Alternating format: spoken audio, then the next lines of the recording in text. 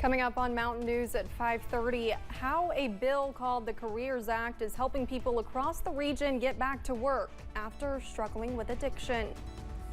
Plus, a man was sentenced to 50 years in prison today following the murder of 4-year-old Serenity McKinney.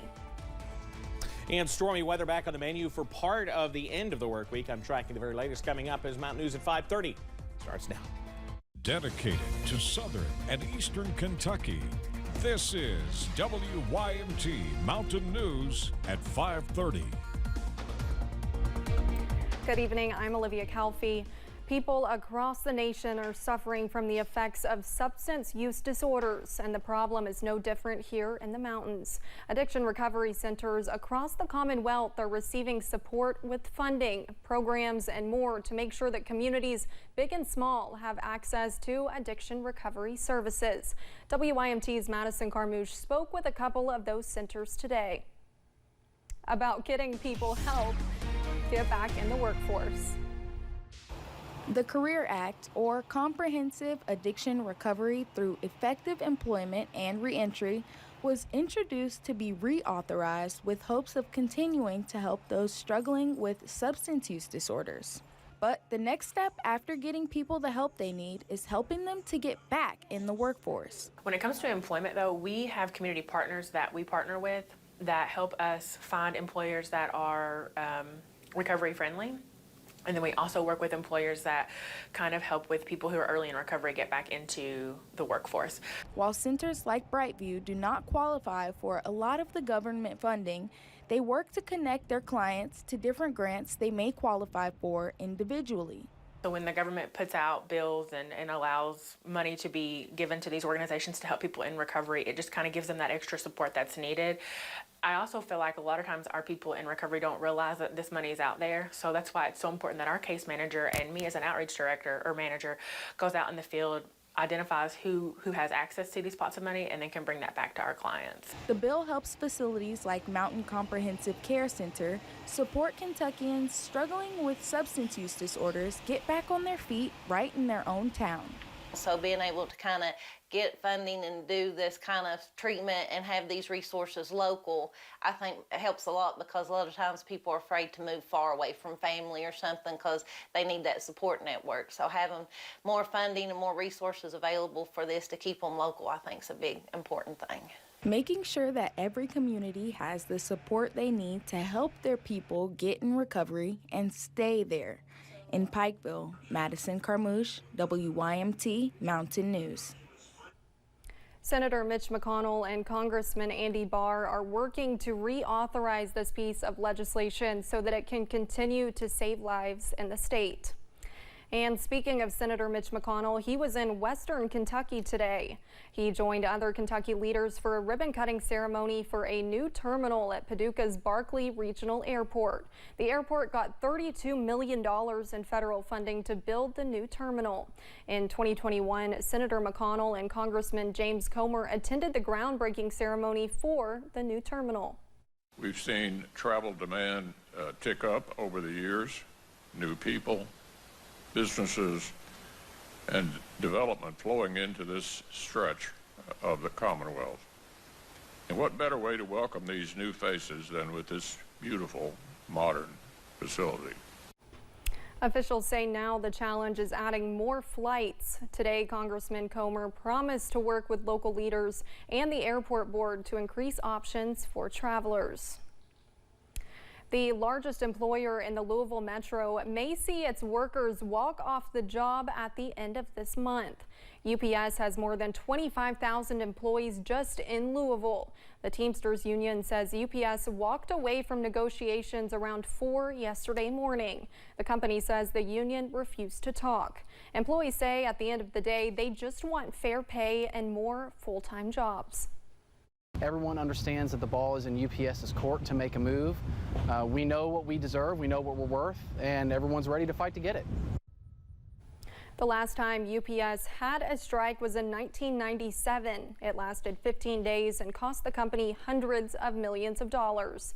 The Teamsters Union says workers are prepared to strike again when the current contract ends on July 31st.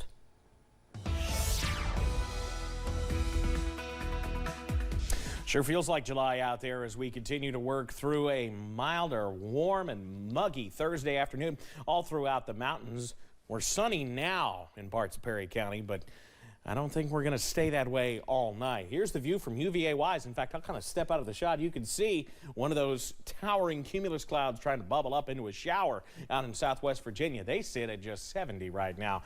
Here's the big storm working through right now. Portions of just south of Boonville now, over into portions of Owsley County, eastern parts of Clay County, northeastern parts of Clay County, not far from Oneida at this point. That's going to continue to push east into portions of Breathitt County, near Buckhorn and Perry County, and the northern parts of Leslie County as well. Not far, but just north of downtown Hyden. That's the big storm. None of this is severe, but watching a hefty thunderstorm pushing into the region now south, basically from Moorhead on south in Rowan County, northern parts of Morgan County, and the extreme far northeastern parts of Menifee County.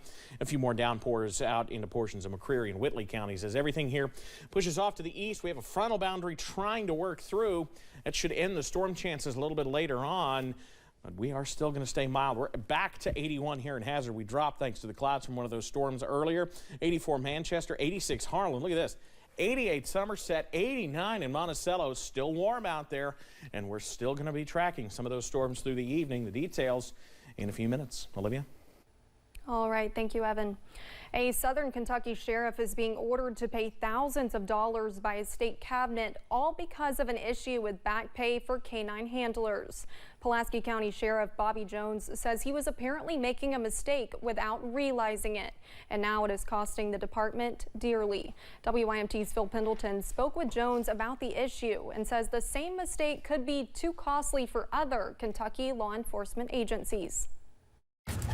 Pulaski County has 2 canines that the sheriff says is essential to the department.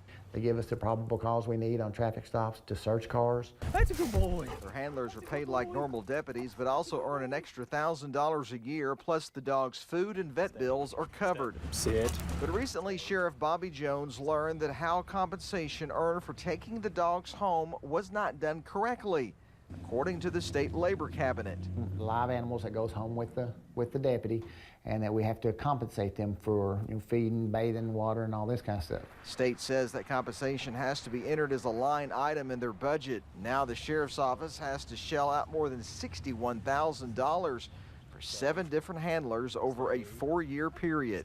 I'm all about abiding by the rules, but you got to show me the rules. Show me what we need to be doing. The Kentucky Labor Cabinet told Bobby Jones that this all came about because of a complaint, that they did not divulge who made the complaint against them. Deputies are essentially earning back pay money. I've had a couple canines said, well, we're not going to take any money, and I said, you have to. I said, it's your money. I mean, and I'm not upset with, I'm not upset with the canine handlers at all. Jones says the line item issue is not something the State Sheriff's Association or even the Kentucky Auditor told him they were aware of. In Pulaski County, Phil Pendleton, WYMT Mountain News.